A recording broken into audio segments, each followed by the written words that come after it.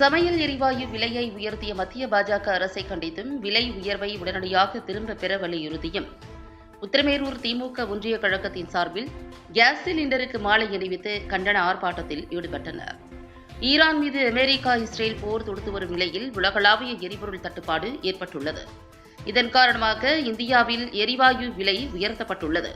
இந்நிலையில் சமையல் எரிவாயு விலையை உயர்த்திய மத்திய அரசை கண்டித்தும் விலை உயர்வை உடனடியாக திரும்பப் பெற வலியுறுத்தியும் உத்திரமேரூர் பேருந்து நிலையத்தில் திமுக ஒன்றிய கழகத்தின் சார்பில் திமுக கூட்டணி கட்சியினருடன் கண்டன ஆர்ப்பாட்டத்தில் ஈடுபட்டனர்.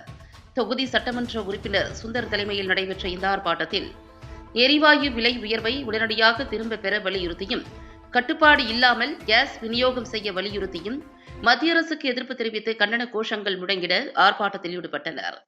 ஆர்ப்பாட்டத்தில் ஒன்றிய செயலாளர் ஞானசேகரன், நகர செயலாளர் பாரிவள்ளல் உள்ளிட்ட கூட்டணி கட்சிகளைச் சேர்ந்த நிர்வாகிகள் திரளாக கலந்து கொண்டனர்.